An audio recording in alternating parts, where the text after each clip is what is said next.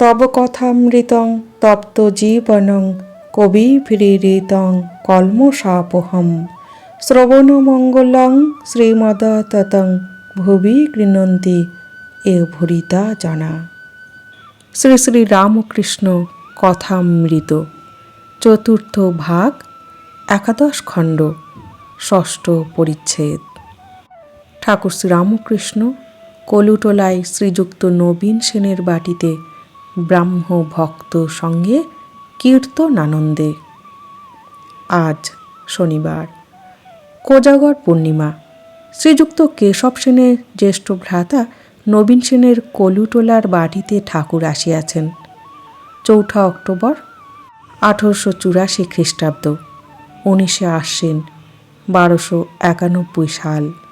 গত বৃহস্পতিবারে কেশবের মা ঠাকুরকে নিমন্ত্রণ করিয়া অনেক করিয়া যাইতে বলিয়া গিয়াছেন। বাহিরের উপরের ঘরে গিয়া ঠাকুর বসিলেন। নন্দলাল প্রভৃতি কেশবের ভ্রাতুষ্পুত্রগণ, কেশবের মাতা ও তাহাদের আত্মীয় বন্ধুগণ ঠাকুরকে খুব যত্ন করিতেছেন। উপরের ঘরেই সংকীর্তন হইল। কলুটোলা সেনেদের অনেক মেয়েরাও আসিয়াছেন। ঠাকুরের সঙ্গে বাবুরাম, কিশোরী, আরও 2-1টি ভক্ত, মাস্টারও আসিয়াছেন। তিনি নিচে বসিয়া ঠাকুরের মধুর সংকীর্তন শুনিতেছেন। ঠাকুর ব্রাহ্ম ভক্তদের বলিতেছেন, সংসার অনিত্য, আর সর্বদা মৃত্যু স্মরণ করা উচিত। ঠাকুর গান গাহিতেছেন।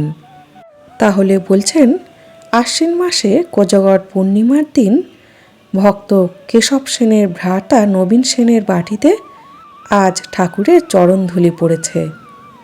কেশবের মা ঠাকুরকে নিমন্ত্রণ করেছেন। কেশবের মা, কেশবের ভাইপো এবং তাহাদের আত্মীয় স্বজনেরা ঠাকুরকে খুব যত্ন করছেন।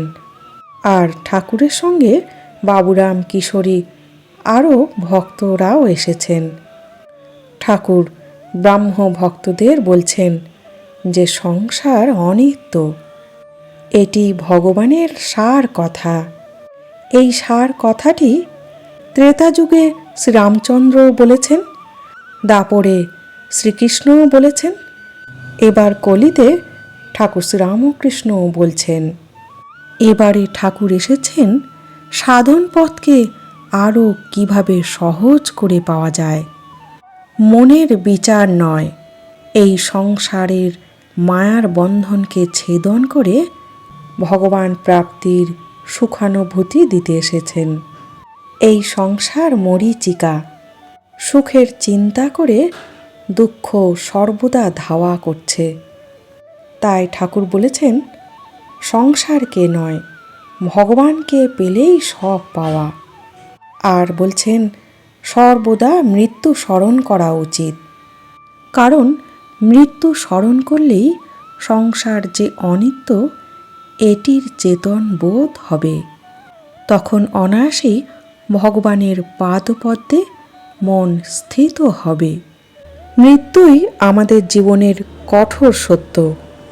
তাই প্রতিক্ষণে আমাদের মৃত্যুটাকে স্মরণ করা উচিত।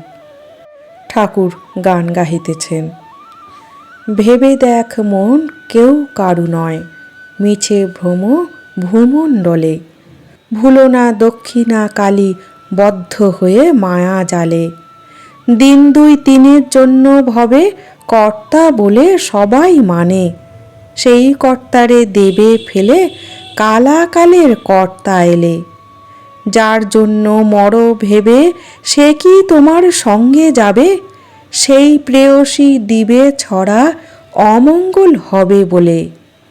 তাহলে বলছেন, ভেবে দেখো মন কেউ কারো নয়, মিছে এই সংসার জগৎ, ভুলো না দক্ষিণা কালে বদ্ধ হয়ে মায়া জালে।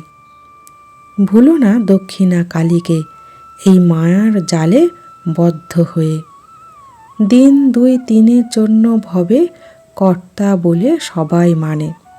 তাহলে বলছেন, কয়দিনের জন্য এই ভব সংসারে এসে কর্তা বা প্রধান বলে সবাই মানে। সেই কর্তারে দেবে ফেলে কালাকালের কর্তা এলে। বলছেন যখন যম আসবে তখন ক্ষণস্থায়ী কর্তাকে পরিত্যাগ করবে এই সংসারের পরিজন। যার জন্য মরো ভেবে সে কি তোমার সঙ্গে যাবে? আমরা যার জন্য ভেবে মরি সারা জীবন, সে কি আমার মৃত্যুর সময় আমার সঙ্গে কি যাবে? সেই প্রেয়সী দিবে ছড়া অমঙ্গল হবে বলে। সেই প্রেয়সী অর্থাৎ সেই স্ত্রী গোবর ছড়া দেবে সংসারের মঙ্গলের জন্য। ঠাকুর বলিতেছেন, ডুব দাও, উপরে ভাসলে কি হবে?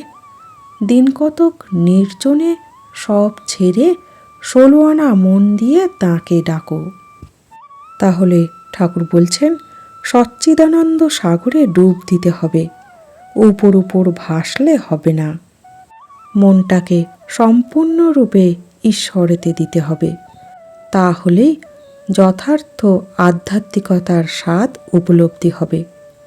বলছেন দিন কতক একান্তে নির্জন বাস করে তাঁর কথা 16 আনা মন দিয়ে চিন্তা করতে হবে বা সাধন করতে হবে। কেননা সংসারে থেকে 16 আনা মন ঈশ্বরতে দেওয়া যায় না। তাই মাঝে মাঝে নির্জন বাস করে আধ্যাত্মিক উপলব্ধির দ্বারা মনকে দৃঢ় করতে হবে। তখন কামিনী কাঞ্চনপূর্ণ এই অবিদ্যার সংসার আর কোনো ক্ষতি করতে পারবে না। এটি ঠাকুর বলতে চাইলেন। আজ এই পর্যন্ত। জয় ঠাকুর, জয় মা।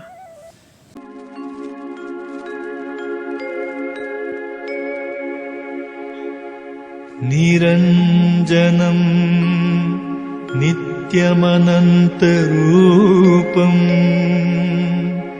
ভক্তানুকম্পা ধৃতবিগ্রহম বৈ ঈশাবতারম পরমীশমিদ্যম तं रामकृष्णं शिरसा नमामि।